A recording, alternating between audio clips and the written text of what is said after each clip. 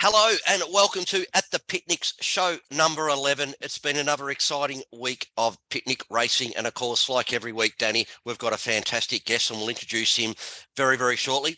We'll just quickly talk about last week's racing, which was at Healesville. Sean Cooper got a treble. Congratulations to you, Sean. Don Dwyer got a double. So if we look at the premierships now, Sean Cooper is now on 17, Mel McDonald 10, Jack Vigona 8. And if we look at the trainers, it's really close here. Don Dwyer 8, Troy Kilgour 7, Reg Manning 4, Reece Goodwin 4, Troy Carter-Smith 4. And just take into account that it's Buchan races tomorrow, the Buchan Cup. We're all looking forward to that. Troy Kilgour has 11 runners in and Don Dwyer doesn't have any. So a big chance for Troy to get a couple of winners and get back on top again.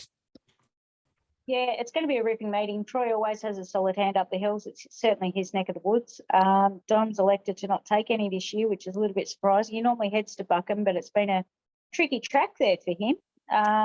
So he's elected to save his crew. Obviously, he'll have a few runners next weekend, which is the double header at Woolamai and Yang. And absolutely. Dawn had an absolute ripper. It was great to be back at Healesville. We were all on tenterhooks with all the rain that came through. Yep. And I must say the track walked really, really well underfoot. It was rated a heavy 9 and obviously it would have chopped out as the day went on, but it rode really, really well. It was in great nick and the crowd got behind it, the locals got behind it, and there was quite a few people there, even with a bit of water and mud underfoot. So great to be back there. It was great. The new rooms for us girls were really good, and the new bar area and stuff that had been rebuilt after the trees had fallen through the area. It was just really, really neat to be back in such a lovely place.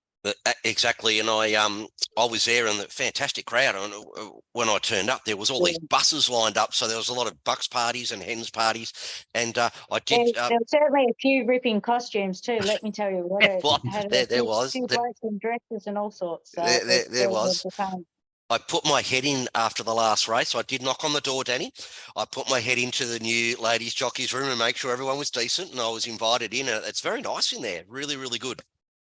Yeah, it's a little bit more roomy. We can actually shuffle around a bit, and we've got enough space now. It was a little bit cramped there previously, so it was a great effort by the club. They've done really, really well to get everything back. And as I say, like the ground itself to ride on, the surface was really, really good. So great to be back there, onwards and upwards from there. And hopefully I have word that we're going to be running their cup, I think, at one of the next meetings there. So it was listed in the calendar as being a 2,300 metre, but I've since seen an email to say that it won't be. It's a 1,650 metre as it's always been. Okay. So that'll be really, really good. Not long to go into their cup meeting now. No, and of course they've got the Golden Thong coming up next month as well in March, which is always a fantastic meeting. So we'll introduce our guests today. We've had jockeys and trainers on, and we've had jockeys mentors, but we've never had someone from a committee on. So we thought we'd get Ian Dunkley on this week, who is the secretary of Buchan, and they've got the meeting tomorrow being Saturday. And thank you very much for coming on, Ian Dunkley. It's a real pleasure to have you here. Thank you very much, Paul. Now, we'll first of all start by the club's got a very long history, and there's a lot of stories to be told out of the club. But if you can just give us a basic history of how long the club's been running for, and any real memorable days that come to you. There's a few. I'm sure. 136 years, as Danny said. I'm not too sure how many years that Danny's been riding there, but my association started with the club originally in 1960. Wow. 1980. I'm giving away my age there. I bought a pub in Lakes Entrance, and I only started off in November of 1979, and synonymous with pubs, of course, is the fact that you've got to go to the races, you've got to have a racehorse and all that. So it was coming up to the Buchan Cup in 1980, and I said to my trainer at the time, you mightn't remember who it was, but it was a guy by the name of Nobby Pendlebury, who's Scott Pendlebury's grandfather. With a name like that, I thought they'd have to be related. He trained a horse for me, a horse called Macedonia, which was one of 13 races for me, including a couple at Flemington. And I had a second string, a horse called Calculator. And I said to Nobby, would you mind taking Calculator to Buchan? Which he did, and he duly won the cup. And so that was when my association started. And there's been a lot of memories since. I've incidentally had 4 winners, so another 3 of the Buchan Cup. But it looks like I'm going to miss out this year because I just spoke to Mick Bell, our trainer of Solotka in the cup, and she's gone sore, so he won't be coming with that. Yeah. And 20 years ago, I went to a meeting. The former president, the former secretary had passed away, and they were looking for somebody to take on the secretary's role. Well, it was one of those occasions where I went along with a mate of mine. You might remember Neil Switzer, Danny. Yes. But I went along with him, and it was one of those occasions where step forward, who's going to take on the role of secretary, and everybody steps back. So I've been doing it for 20 years now. And there's a lot of memories, and particularly the Black Saturday, then the bushfires, and we've had everything, rain, floods, you name it. And it's iconic meeting now. Sorry. I don't know what I've done to my phone. Look, you're looking good there in tangerine, Danny. You're trying to look like Ian. It's I pink tried to for get rid of girls. the blur and it hasn't worked. So I love it when we're live and these things happen. Look, it's typical, isn't it? That's better, Danny. So I'm back to normal, am I? It's a bit fuzzy, but you're right. Oh, there we go. Righto. I was trying to get rid of the blur. I did that last week because I was up in my house. So, and I must ask you. So you've had 4 cup winners. So who trained the cup winners up there? Because you've also famously owned Jungle Edge, and you and Mick Bell have had a wonderful innings with him. And I was fortunate enough. I think I rode Celestial Sky as well for you guys. Oh, that's right. Yes. Yep. And he was going to come up there for the cup, but Mick elected not to because he wasn't quite right. He was going to head for a jumps career, but he was retired a little while later. Yeah, that's right. So obviously Jungle Edge is the best horse you've had. What are some of the other Buchan Cup winners you've had? Calculator was the first one. Zatopek was the second one. Zatopek was an interesting horse. He was named after Emil Zatopek. Emil Zatopek won the 1952 5,000 metres, 10,000 metres and marathon. Wow. And this horse, Zatopek, it won from 1,600 to 3,200 over the hurdles. That's a good offer. But he won two consecutive cups at Buchan. Beautiful. Who rode him?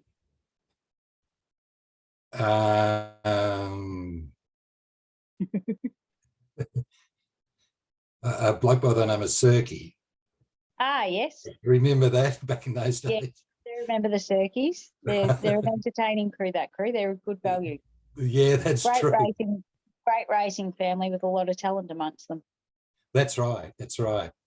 And the fourth one, well, one was twice, and the fourth one was a horse called Go Zam, Bob Triplow. Yes, I remember Bob had him. He was a ripping horse. Yeah, and Bob to this day still doesn't believe it won the Buchan Cup because it came with a withering run down the outside, and he still doesn't believe it won. But he's got the photo on the wall, so all the horses. The last one. What was I saying? Go Zam. That was trained by Michelle Strickland up at the Sapphire Coast. Yep. And so I used to have my horses trained there because living in Lakes Entrance, it's just as easy to go to the Sapphire Coast as it is to go to Pakenham or Melbourne. Yep. So she would give me or sell me horses. So Gozan was the first. US Jane, I think you might have ridden US Jane. Yeah, I think I might have ridden Jane. US Jane won at Hinnamungi.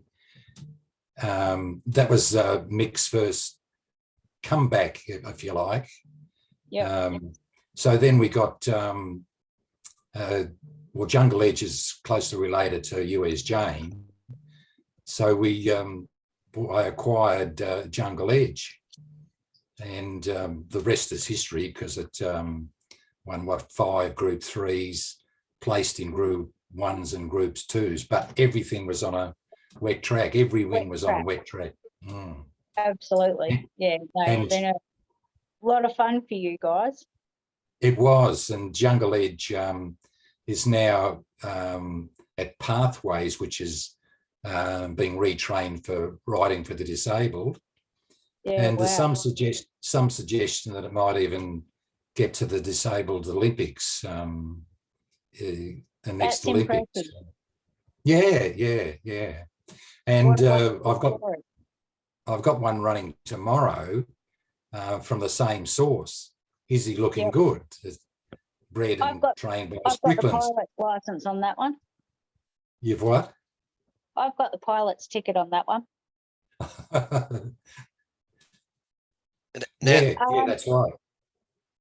So over the years, I've got to say probably one of the hairiest days was, of course, Black Saturday that we rode up there. It was incredibly hot, and it was a pretty unique trip for a lot of us to get home due to all the roads and that being cut off.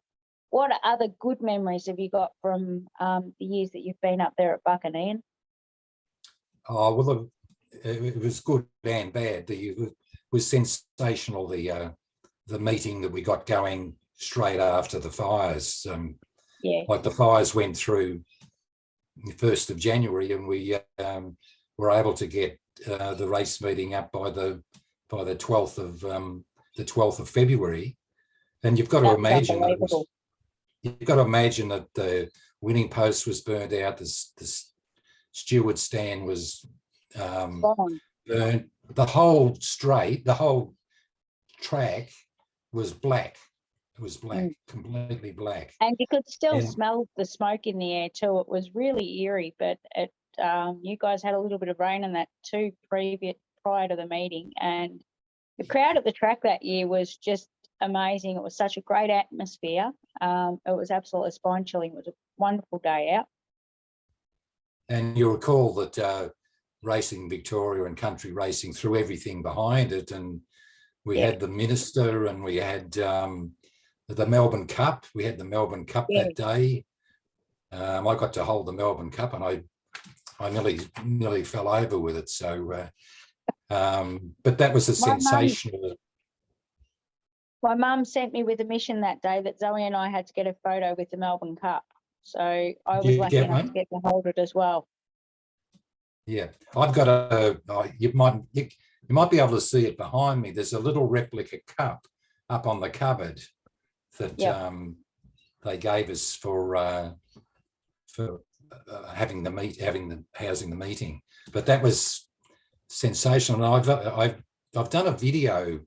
I don't know if you've seen it, Danny or Paul. No, I don't think I have. It's amazing, and I was able to get from an old broadcaster the the centenary meeting was very blurry and very, but I intertwined that with this DVD.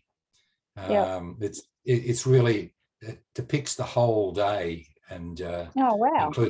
including interviews with the minister and the head of Racing Victoria and all that sort of thing. So, I mean, that'd have to go down as a bad thing that's led to a good thing. Just on that, I remember when the bushfires were in Australia, and it was literally the whole world was saying Australia's on fire. And I remember I was watching Sky News or something in America at the time when they were talking about the Australian bushfires.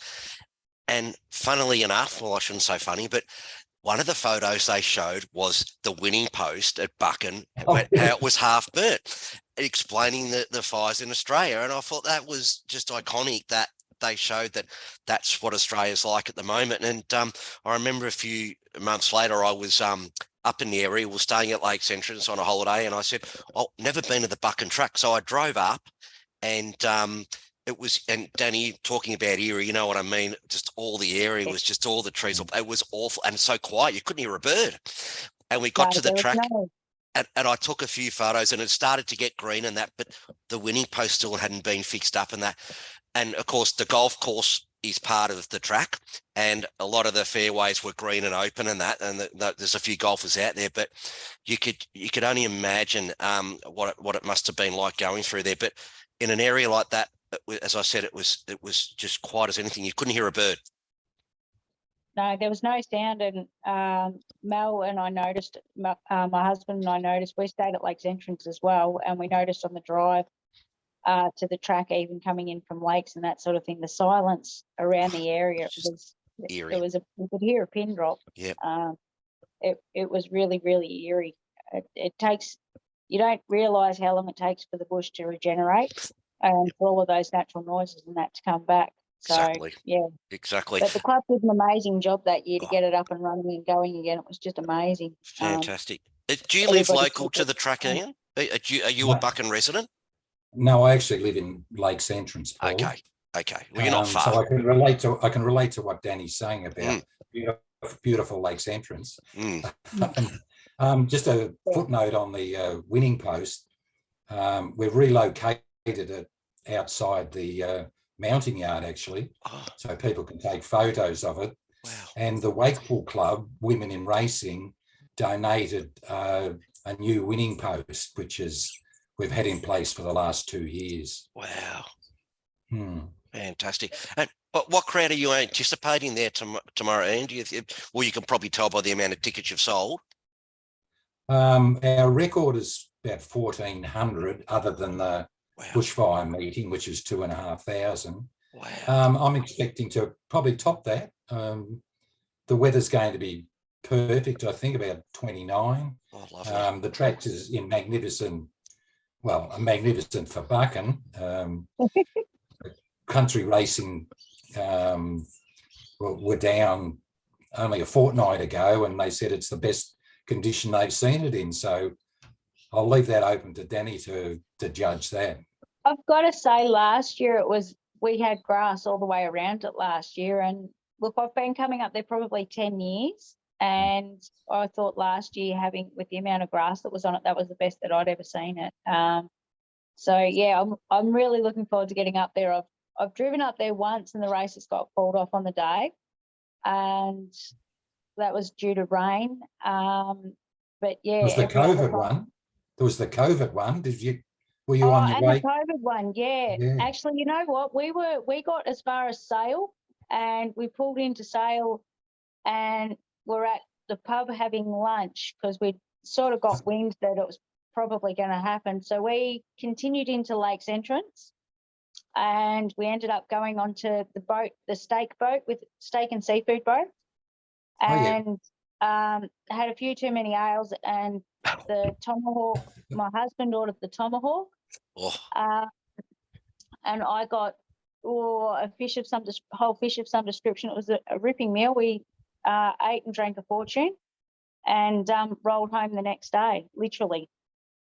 So yeah, we normally make a mini getaway of it and go into lakes, but we haven't this year. I've got too many horses in work, so we're coming up in the morning. I think we're planning on leaving here about 8. So just on that note, Ian, can you give us a bit of a backlog of what sort of planning goes into you guys running these meetings, and how far out do you start planning with sponsors and getting the racetrack in order and getting everything organised?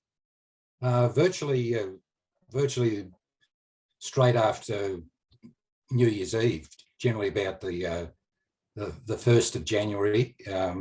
We've got a lot of great sponsors. I start with sponsorship, and you might recall that Lindsay Smith donated last year, Yep. and this year we've got a fantastic sponsorship, but that's picnic clubs from Bet365. Yep. But we've got an interesting guy, the Duke family. You might recall the last races after It's a Duke. memorial. Well, round sale, and Duke's family so Queen tribute. yeah. He's a nice guy, and he wants, and what he's doing on the day, he's got Paddington Bears, so the association with the Queen, I guess. Yep. And he's going to give the youngest child on the course, he's probably got a couple of them, 2 or 3, a Paddington Bear. So Any chance he can give the jockey who's the biggest child and teddy bear collector one? Have you got the youngest child there? Have you? No, I won't. She won't be with us this year. She's at a party, but I actually collect Charlie Bears. Oh, in the UK. It's a very naughty habit I have. Yeah, so that's quite interesting on the day. I've just come back from the course, and I've got the race book. That's the race book. Oh, beautiful. That's awesome. And you're featuring in the race book, of course, Danny. So can you win the jockeys? I'll be trying. There's no worries about that. Bob and I had a great run at Swiss Creek last time. We had 2 wins and a second. So I'm not sure how we went getting shoes on Jacob, though. He's a little bit of a tricky old rat bag, Jacob is. So I'm not sure whether he's running or not. Don't think so. No, neither do I. He was a bit naughty and he hasn't got shoes on. So I think he's a scratching. But Bob's other couple of runners should run really well, and Georgie and I have got a really good association too. So I'm hoping I can give it a red hot shake up. So you had 5 rides, Danny, so now you've only got 4? Yeah, that's correct. Yeah, okay. So, but in saying that, when Bobby's got runners, I'll go wherever Bobby's going, and I'm a little bit the same for Georgie as well. I've been really lucky riding for them up in those meetings. So fingers crossed we can stay consistent and be thereabouts for the day. Danny, could you thank Georgie very much for us? We really appreciate. I know she comes a long way from up beyond Bombala, isn't it? Yeah, somewhere up there. I can't remember exactly, but she loves coming down. She loves the atmosphere at the picnic. She has a ball. So she comes across to you guys, does Dedarang, Hinnamungi, and Swiss Creek. So yeah, she loves coming across. She thinks it's a great day out, and she often camps. So, or she'll wander back to her dad's, who's just up near Dedarang. He's not far past Dedarang, so it's not. She breaks the trip up. So it's amazing. So if you wouldn't mind thanking her on our behalf, if I don't get an opportunity, just on the jockeys bonus, I was having a look back through the old race books, and it was $200. We've moved on. I better increase it, don't you think? Look, any of us, we're all chasing winners, so any extra bonuses we get all of that's good. But we all have shocking white line fever, so we love getting winners no matter what the bonus is at the end of the day. So, yeah. Now, Yeah. a question I always ask any guest we've got on here, Ian, who do you follow on the footy? I'm a tragic Essendon. You're They've tragic been in the Essendon. news again, in the news again. So Yes. I was at the 1984-85 premierships, and I was watching the other night where they absolutely trounced Melbourne by about 12 goals. So I got to hang on to that.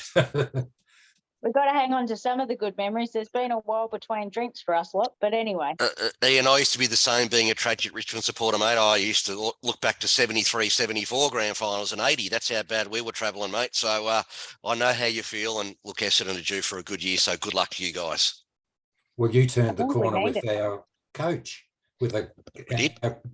We did. We did. Thank you very much for that. Yeah. Danny, have you got a 12 in 12 for our friend Ian? I haven't really, but we'll fire off a couple and we'll see how we go. We'll fire them off. All right. So Ian, what's the hardest part about running a picnic club that's only once a year meetings? Well, as you know, we're a little bit different for every other club. We've got to erect the running rails every year. They're plastic now, of course. Yep. That's the internal running rail. So that really sets us a task. And then you've got to pull them down because, as Paul says, it's on the golf course. For the life of me, I can't see why golfers don't consider it's a bit of a hazard, and we could leave it up. But that's golfers for you, mate.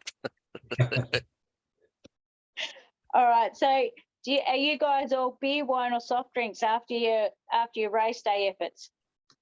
Do we have beer, wine, or soft drink? Yeah. Beer, probably. Yep. So what's your meal of choice? A good restaurant or a good pub? Well, I came from a pub background because I had the pub in Sale before that. I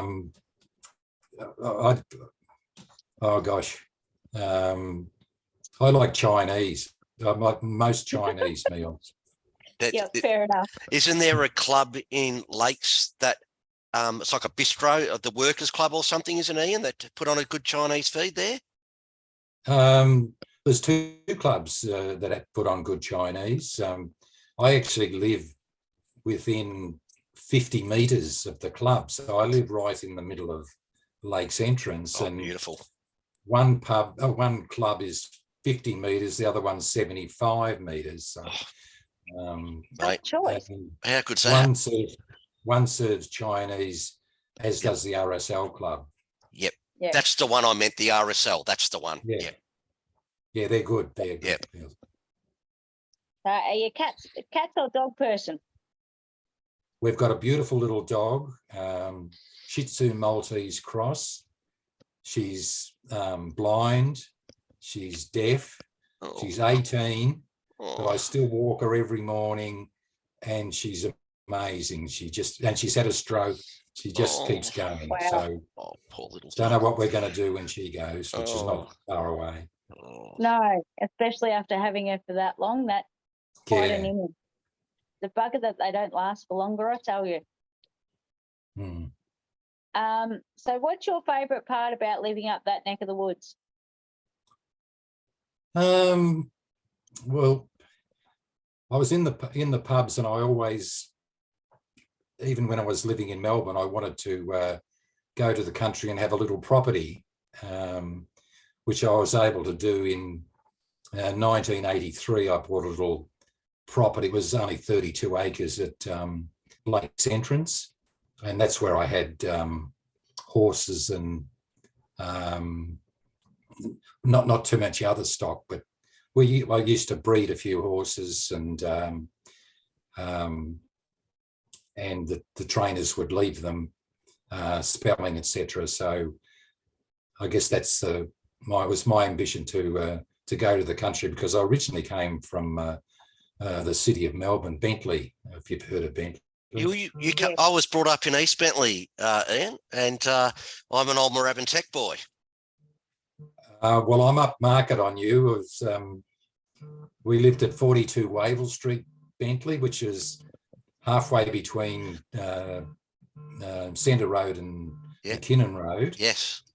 And I went to Haileybury College. There you go. There you go. I can't beat that. Back in those days, I've got two sisters and one brother. The girls had to go in McKinnon High, and the boys went to Haileybury College. Well, sorry, McKinnon High is now rated as one of the best secondary schools in Melbourne. Their rates there for their VCE are unbelievable. And Haileybury College is the biggest school numbers wise in Australia. Really? Yeah. Really? Wow. Wow. There you go. Okay, so give us one memory, doesn't have to be personal or not. What's your best memory on a racetrack? Well, it'd have to be, I alluded to a horse called Macedonia. Yep.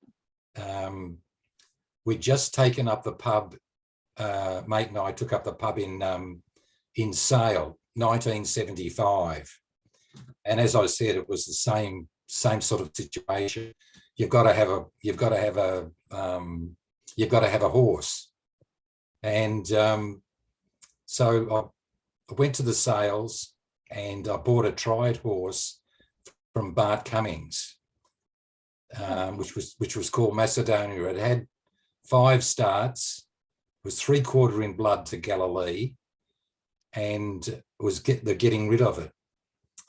So I went to the sales. I was supposed to buy a filly or a mare, but I came back with this gelding, and my mate said, "You've got a gelding?" I said, "Yeah, you're going to kill me." And he said, "No worries." So we'd had Macedonia for 3 weeks, and because it'd been in work, but it'd run last and second last at Flemington or Caulfield. And I said to Nobby Pendlebury, said, "This horse is going all right, Ian." He said, "I've got it in for a 1,200 metre sprint." I said, "Well, it won't get warm until it's gone at least 1,600. And he put Tony Vassell on. You've probably heard of Tony Vassell. Yeah. He was an apprentice at the time. And we'd only just gone in the pub. We didn't have much money left. And came up to the race day, and my mate said, "What'll we do?" I said, "I'll buy the horses, you do the punting." He became a bookmaker, John Smeaton, after the pub days. Yep. And so between all their wives and kids and all that, we raked up $100 to put it. This is 1975. Yeah. So we raked up $100, and my mate said, "What'll I do?" He said, "I'll put it." He reckons he can run a place with this horse, and he said, "I'll put $100 for a place." So he got 5-1 in those days for a place. Oh, good effort. The horse over 1,200 metres. There was a 4s-on shot from Melbourne, and it went past it like it was standing still, won by 4 lengths, hard held. Tony Vassell riding, and it paid $52 the win. Oh, wow. That's unreal. That's a real it's a real story in itself. It is. Yeah. Hey guys, I've only got just under a minute. We've got to be really quick. Thank you so much for joining us, Ian. It's been a pleasure. If you're looking for tickets, just go to the Buchan Facebook site or Picnic Racing, go to Buchan, purchase your ticket. It's going to be a great day tomorrow. Just quickly, Ian, our good mate Chris is heading up there tomorrow in the limo. Oh, is he? He is. He's only booked it for one way. He's asked me while he's been listening, can he stay at your place tomorrow night? Well, interesting enough, I've got another guy staying here. He'll sleep on the floor. Manager at Yay. So. Complete royalty, mate. He'll fit in well. Dennis Smith, Absolutely. so he can share a bed with Dennis Smith. Oh, mate, you into that, mate? You know that? Share a bed with Dennis Smith. Yeah, look at him. He's keen as anything, mate. Yeah. Thank you, Ian. We're going to run out of time. Thank you as always, Danny. Thank you to Picnic Bet. Thank you. We love them. Thank you to Fran at Picnic Bet for sponsoring us. Have a great day tomorrow, Ian. We really appreciate it, mate. Thank you. See you See tomorrow. No Ian. Danny. Look problem. forward to catching up. Take care, everyone. Thanks, guys. See you later. Thank you. Cheers. Bye-bye. Cheers.